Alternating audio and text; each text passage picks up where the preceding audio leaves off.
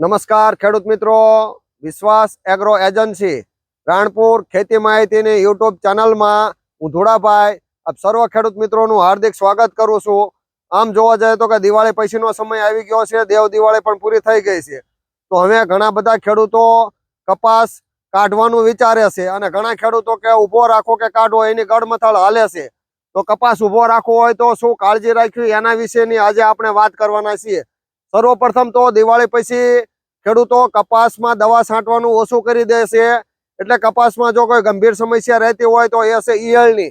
તો ખેડૂત મિત્રો, આજે આપણે ગુલાબી ઈયળના એટેક વિશે વાત કરવાના છીએ કે ભાઈ દિવાળી પછી તમારે જો કપાસ ઉભો રાખવો હોય તો ગુલાબી ઈયળને તમે કઈ રીતે અટકાવી શકો એના વિશે આજે ચર્ચા કરવાના છીએ। એમાં સર્વપ્રથમ આપણે જોવા જઈએ તો હવે દિવાળી પછી દવાનો છંટકાવ ઓછો થાય, ઈયળનો એટેક વધતો જાય છે। તો ખેડૂત મિત્રો, તમારે જ્યારે ફૂદા ઉડે અથવા તો અમા અને પૂનમના દિવસે દવાનો ખાસ કાળજી રાખવાના છે અને આજુબાજુ ઘણા બધા એમાં દવાનો છંટકાવ ઓછો થાય છે, ત્યારે ફૂદા ઉડવાનું વધારે ચાલુ થાય છે તો તમે દવામાં પ્રોફેનો સાયફર છે, લેમડા સાયફર છે, ગમે એ કંપનીનું 1.9 તમે છંટકાવ કરી શકો છો, પ્રોક્લેમની કળીનો છંટકાવ કરી શકો છો અને ઈયળ અટકાવી શકો છો। એક તો પહેલું કે ગમે ત્યારે ફૂલ સાપકામાં ઈંડા મુકાય છે, ધારો કે આ ફૂલ સાપકું હોય તો જયારે ફૂદું ઉડે ત્યારે અહીંયા અમાસ ને પૂનમના દિવસે ઈંડા મૂકે છે અને ઈંડામાંથી ઈયળ બનતા 4-5 દિવસ થાય છે। એ અરસામાં જો દવાનો છંટકાવ કરે તો ખેડૂત મિત્રો તમે ગુલાબી ઈયળના એટેકથી બચી શકો છો।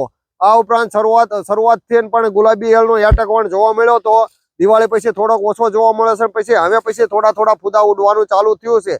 તો ખેડૂત મિત્રો, જો ગુલાબી ઈયળને તમારે અટકાવી હોય તો દવાનો છંટકાવની ખાસ કાળજી રાખજો। અત્યારે જોવા જઈએ તો ઘણા બધા કપાસમાં એકદમ લીલાછમ જેવા અને સાપકા નવા બેઠેલા જોઈ શકાય છે અને ઘણા બધા સાપકામાં ઈયળ પણ જોવા મળે છે। તો ઈયળને અટકાવવા માટે એક તો તમે ફૂદા અવસ્થામાં ફૂદાનો કંટ્રોલ કરી ફેરોમેન ટ્રેપ બાંધી શકો છો। ત્યારબાદ જો ઈંડા મુકાણા હોય તો તમે સિન્થેટિક દવાનો ઉપયોગ કરી શકો છો। ત્યારબાદ જો તમારે ગુલાબી ઈયળ લાગી ગઈ હોય તો પછી તમે સારી ભારે દવાનો છંટકાવ કરો। ટૂંકમાં એ ઝીંડવામાં જાય પહેલા ફૂદું ઈંડું મૂકે એ 4 થી 5 દિવસમાં ઈયળ બને છે, ત્યારે તમે જો એનો દવાનો છંટકાવ કરો તો રાહત રહેશે। આ ઉપરાંત હવે પછી ઘણા બધા ખેડૂત મિત્રો કે કપા હળી ગયો છે તો આવતા વર્ષની પણ તૈયારી કરી શકાય। ધારો કે આવતા વર્ષે તો કપા કાઢ્યા પહેલા તમે તમારા કપામાં ઘેટા બકરા ચરાવી દો કે ગાયો ભેંસું નું ભેળાણ આપી દો તો એ ખાઈ જાય છે અને ગુલાબી ઈયળ આવતી અટકે છે। આ ઉપરાંત જોવા જઈએ તો કપાસ કાઢ્યા પહેલા ખેડૂતો એમને સકડી મારી દે ઈયળ સાથે, એમ નથી કરવાનું।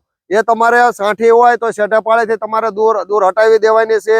આ ઉપરાંત તમારે ઈયળ ના લાગે એના માટેની ખાસ કાળજી રાખવાની છે। જો તમે ઘેટા બકરા ચરાવેલા છે, ગાયો ભેંસો ચરાવેલી છે તો આવતા વર્ષે ગુલાબી ઈયળનો એટેક ઓછો જોવા મળશે।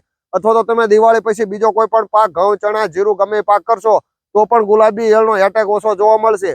આમ જોવા જાય તો આ વર્ષે પણ ગુલાબી ઈયળનો એટલો બધો પરેશાન ખેડૂતો કર્યા નથી, છતાં પણ એમ કહેવાય છે ચેતનાર સદા સુખી। જો તમે ગુલાબી ઈયળ આવતા પહેલા જ એને ડામી દો, ફૂદા અવસ્થામાં કે એના કોસેટા અવસ્થામાં કે ઈંડા અવસ્થામાં, આ 4 અવસ્થામાં ગમે એક અવસ્થામાં એને નાશ કરી દો તો ખેડૂત મિત્રોને ઘણો બધો ફાયદો થાય છે।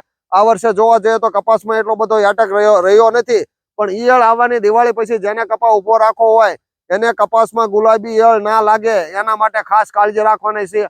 અત્યારે જોવા જઈએ તો અહીંયા ઘણા બધા નવા સાપકા પણ સાહેબ જોઈ શકાય છે, આજુબાજુ તમે જોઈ શકો છો કે આમાં તમારે જો દવાનો છંટકાવ તમે કરી દો સાપકામાં તો તમારે ઘણી બધી રાહત રહેશે અને ઈયળ લાગશે નહીં। અત્યારે જોવા જઈએ તો આ જે નવો ફળ આવ્યો છે એ ઘણો બધો સારો છે, પણ એમાં ઈયળ માટેના છંટકાવ એમને રેગ્યુલર કરેલા છે એટલે હળો આવ્યો નથી।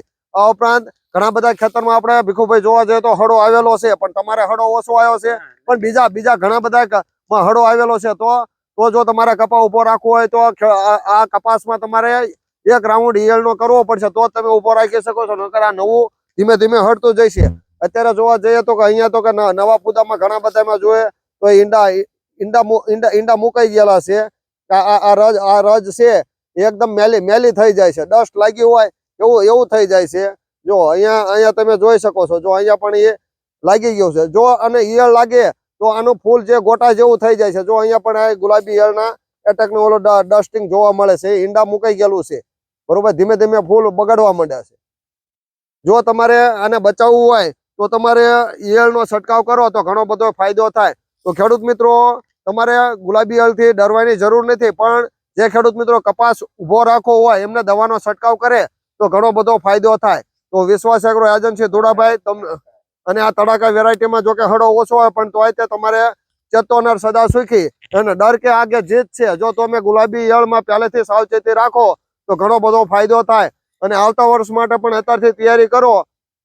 મેં જે મુદ્દા કીધા કે ઈંડા અવસ્થામાં, પછી એના પુખ્ત અવસ્થામાં, પછી કોસેટા અવસ્થામાં, ઈંડું, પુખ્ત ઈયળ, કોસેટા, એ 3-4 જોઈને જે સાયકલને તમે તોડી નાખો તો ઓટોમેટિક તમે ઈયળથી તમને છુટકારો મળશે. અને જ્યારે ફૂલ છાપકું 2-9 ત્યારે તમે દવાના છંટકાવમાં કાળજી રાખો તો સૌથી સારામાં સારું ઉત્તમ આપણને રિઝલ્ટ મળે છે. તો વિશ્વાસ એગ્રો એજન્સી ધોળાભાઈ તમને જો ગુલાબી ઈયળ વિશેની માહિતી સાચી અને સારી લાગી હોય ને જે ખેડૂત મિત્રો કપાસ ઉભો રાખવો હોય તો એમને મોકલજો, જેથી કરી પણ એમને માહિતી મળતી રહે. બસ આવજો, આભાર. હા.